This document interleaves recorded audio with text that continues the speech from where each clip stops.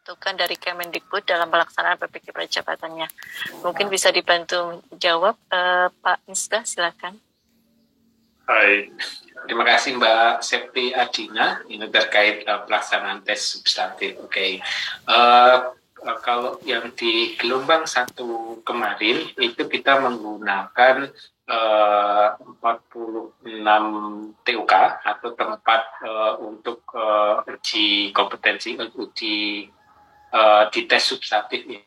Memang tidak semuanya di LPTK karena dari berbagai provinsi, dari 34 provinsi, ada yang kami selenggarakan di sekolah. Gitu. Ada 4 sekolah yang digunakan sebagai tempat penyelenggaraan tes, karena memang di provinsi tersebut ketersediaan LPTK itu belum bisa untuk digunakan sebagai tempat tes substantif. Jadi pada prinsipnya bahwa ketika peserta mendaftar di tes seleksi, mereka akan diminta untuk menentukan lokasi mana yang bersangkutan ingin mengikuti tes substantif. Itu berdasarkan provinsi, gitu. Jadi dari 34 provinsi kemarin peserta itu akan ditempatkan tesnya sesuai dengan pemilihannya dan juga didekatkan dengan lokasi peserta tinggal ini. Jadi ada juga beberapa peserta yang mereka itu dari luar Jawa, tapi mereka ingin mengikuti tesnya di Jawa, itu juga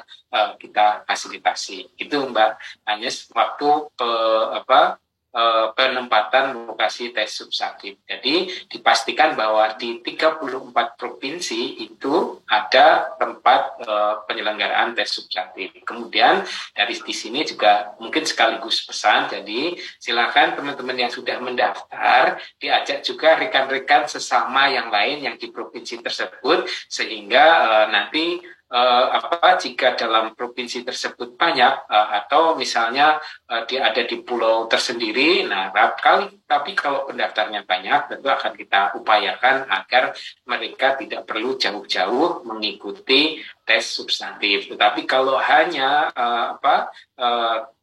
sedikit di provinsi atau di pulau tersebut, tentunya itu akan menjadi bahan pertimbangan yang lain, gitu Mbak Agnes. Jadi sekali lagi, rekan-rekan yang mungkin sudah mendaftar, kemudian melihat rekan-rekan yang lainnya belum mendaftar, segera bisa mengajak turut serta ikut mendaftar agar lokasi pelaksanaan tes substantif itu juga dekat dengan domisili peserta. Tidak harus selama bidang studinya, karena di tes substantif itu dirancang bahwa dari berbagai bidang studi mereka bisa melakukan tes di lokasi yang sama. Itu Mbak Agnes.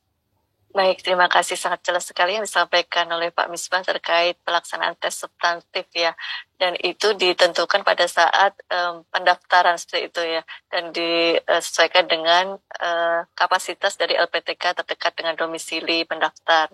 Baik, pertanyaan selanjutnya. Dari Muhammad Rosikin, pertanyaannya, apakah nanti kalau sudah mendapatkan sertifikat pendidik, akan langsung ditugaskan untuk menjadi pendidik atau guru? Mungkin bisa dibantu dijawab, Pak Misbah, silakan. Okay. Untuk setelah peserta menjadi atau menyelesaikan sertifikat proses pendidikan profesi guru, tentunya mereka akan dan lulus uji kompetensinya, mereka akan mendapatkan sertifikat pendidik. Kemudian kalau penugasan guru itu akan sangat tergantung juga ketersediaan atau formasi yang ada di sekolah gitu, untuk langsung menjadi guru. Kalau di situ tidak ada sekolah yang kekurangan guru, tentunya masih harus menunggu terlebih dahulu sampai ada di situ formasi guru tersedia. Tapi dari Kementerian Pendidikan Kebudayaan, Ristek dan Teknologi, karena berkaitan dengan penempatan atau pengangkatan guru ini, itu tidak semata-mata hanya berkaitan dengan Dikemdikbudristek, di situ ada unsur yang terlibat di kementerian yang lain seperti halnya di Kemenpan, kemudian juga di pemerintah daerah. Nah, kita itu masih terus melakukan upaya koordinasi bekerja sama ini terkait penempatan guru-guru setelah lulus PPG Prajabatan gitu Mbak. Jadi tidak hanya semata-mata dari penyelenggara PPG Prajabatan, tapi itu memerlukan koordinasi terus dengan kementerian yang lain. Kebetulan ini koordinasi itu terus juga dilaksanakan karena ini akan untuk memenuhi amanat regulasi yang ada bahwa guru-guru atau yang akan menjadi guru-guru itu mereka adalah yang sudah memiliki sertifikat pendidik untuk diangkat menjadi jabatan fungsional guru.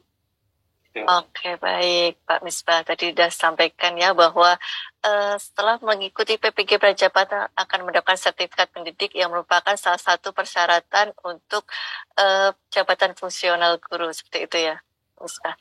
Mungkin pertanyaan yang selanjutnya. Oke, dari Ulan Safitri. Pertanyaannya, apakah perkuliahan PPG dapat dilaksanakan bersamaan dengan kuliah S2 dikarenakan saya sedang menempuh S2? Mungkin bisa dibantu dijawab oleh Prof. Kosmas bagaimana saat mahasiswa sedang kuliah S2, apakah bisa mengikuti PPG Prajabatan? Silahkan, Prof. Ya, ini kembali kepada Saudara Wulan Safitri. Memang padat juga pembelajaran di PPG. Kalau Anda masih sementara dalam perkuliahan S2, tentu banyak juga tugas-tugas yang harus diselesaikan. Nah, kembali kepada Anda sendiri. Jika Anda mampu menyelenggarakan bersamaan mahasiswa S2, mahasiswa PPG, mengapa tidak? Tapi tentu ini harus kembali kepada Anda sendiri mempertimbangkan sejauh yang Anda bisa tempuh, tapi tentu kembali juga kepada perguruan tinggi penyelenggara masing-masing. Sebab ini kan Anda ada dua status kemahasiswaan yang Anda jalani. Jadi saran saya sebaiknya ya mungkin yang satu ditunda, selesaikan dulu yang PPG seperti itu. Saran. Tapi kembali kepada Anda, dan karena itu kembali juga kepada kebijakan perguruan tinggi masing-masing. Itu yang dapat saya sampaikan. Baik, Prof. Mas, mungkin ada tambahan dari Pak Misbah?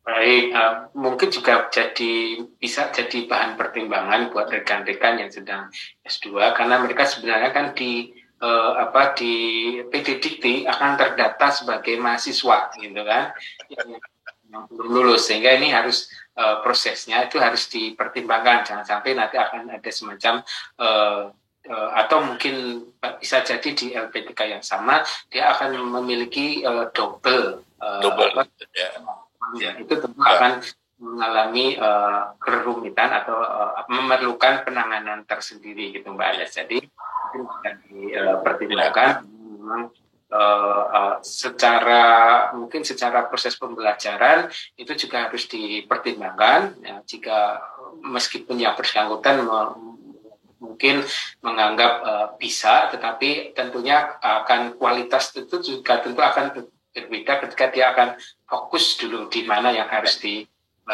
dijalani gitu ya, Prof. Ya, setuju seperti itu. Jadi ya, baik. Oke. Mungkin untuk selanjutnya pertanyaannya dari Siti Nurul, apakah peserta PPG yang belum lulus pada gelombang yang pertama, kemudian mendaftar pada gelombang yang kedua, tidak perlu membayar lagi untuk tes pada gelombang yang kedua ini? Mungkin boleh dibantu dijawab, Bapak Misbah, silakan. Baik,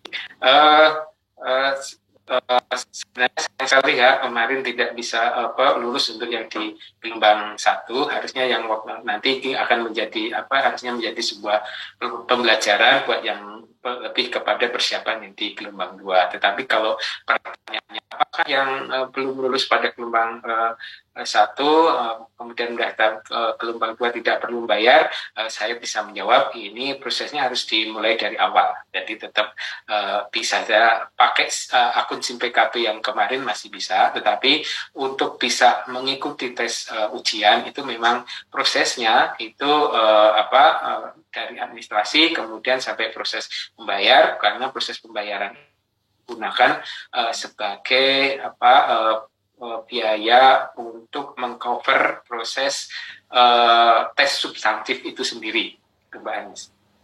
Baik, terima kasih Pak Misbah atas penjelasannya. Mungkin kita lanjut lagi ke pertanyaan yang selanjutnya. Oke, pertanyaan kelima yang terakhir. Dari Teguh. Selamat siang, saya Teguh dari Kalimantan Utara. Saya lulusan Pendidikan Bahasa dan Sastra Indonesia tahun 2015. Dan sampai saat ini saya bekerja di bidang non-pendidikan. Apakah saya perlu siapkan untuk mengikuti program PPK ini, terkhusus saat tes nanti? Baik, mungkin ini pertanyaannya bisa berbagi ya dengan narasumber yang pernah mengikuti tes, mungkin Mbak Rizky dan Mbak Muniratul. Silakan dari Mas Rizky, mungkin apa saja nih yang perlu disiapkan mengikuti program PPK, khususnya pada saat tes nanti, tips-tipsnya seperti itu. Terima kasih kepada Mbak Agnes. Mungkin tips dari saya, dicoba dulu aja, karena ada sesuatu yang tidak mungkin ya kalau udah dicoba. Saya juga sempat mengalami menganggur selama 6 bulan. Jadi saya pernah bekerja di fotografi. Lalu saat 6 bulan kemudian saya mulai mencoba menjadi guru di Jakarta di SD saya sendiri. Lalu lanjut setelah itu saya mulai mengembangkan diri di sekolah. Dari hasil saya udah kuliah gitu kan. Jadi selanjutnya tinggal kita hanya mengembangkan diri aja sih, seperti itu mungkin. Oh ya, baik. Terima kasih Mas Rizky. Mungkin dari Mbak Muniratul menambahkan bagaimana untuk berbagi yang non kependidikan gitu untuk mengikuti PPK Prajabatan ini. Silahkan Mbak Muniratul. Oke Mbak, terima kasih. Kalau sedikit tips dari saya, karena memang masnya tadi itu lulusan dari Pendidikan Bahasa dan Sastra Indonesia ya, dan setahu saya itu linear juga dengan yang ada di bidang yang disajikan oleh PPG. Jadi menurut saya tidak masalah selama itu linear, daftarkan diri aja untuk tes substantif nanti, perbanyak literasi dan numerasi. Seingat saya di situ ada 3 jenis soal, ada soal konten, ada literasi dan numerasi. Mungkin mempersiapkan dan searching materi-materi soal PPG yang sesuai sama bidang masnya tadi tuh. Mungkin itu tips dari saya. Ya, terima kasih Mbak Muniratul. Mungkin tidak masalah ya yang lulusan kependidikan maupun non kependidikan seperti itu ya, Pak Misbah ya. Mungkin dari Prof. Kosmas mungkin ada tambahan, mungkin kalau bagi yang lulusan non kependidikan bagaimana, apakah bisa mengikuti program PPK Prajabatan? Ya. Saat pembelajarannya apakah mengalami kesulitan atau seperti apa gitu? Ya, jadi inti sebetulnya pembelajaran teaching and learning itu kan interaksi proses. Jadi kalau terlalu kita dikotomi yang non dik dan yang dik itu memang agak terlalu saya katakan sebetulnya batasnya juga tidak sebetulnya terlalu jelas. Tapi yang saya mau katakan bahwa memang kalau memang mau jadi guru, walaupun dia dari non-dik, dia akan berusaha belajar, mencari ilmu. Sekarang sumber belajarnya banyak didapat dari mana-mana tentang ilmu pendidikan, tentang pedagogi. Tapi itu yang saya katakan. Sebetulnya kalau memang motivasi kuat ingin jadi guru, saya katakan sebetulnya antara dik dan non-dik sebetulnya tidak ada batas yang jelas. Undang-undang juga memang kuat membolehkan. Saya kira ada dasarnya itu. Silakan. Yang penting ketika Anda jadi guru, betul-betul guru profesional yang melayani. Itu teman saya saja. Ya, terima kasih. Baik, terima kasih Prof. Kosmas. Jadi tidak masalah ya, jadi lulusan dari non-kependidikan dan kependidikan sama-sama bisa mengikuti program PPK Prajabatan. Ya. Jadi guru itu juga pembelajar sepanjang hayat seperti itu ya. Betul ya. Baik, terima kasih atas jawaban semuanya dari para narasumber. Semoga jawaban ini dapat menjawab rasa penasaran dari para sahabat GTK yang hadir pada kegiatan kali ini. Sahabat GTK sekalian, mohon maaf pada kesempatan kali ini kami masih belum bisa menjawab semua pertanyaan. Tapi namun jangan khawatir, sahabat GTK dapat berkunjung ke laman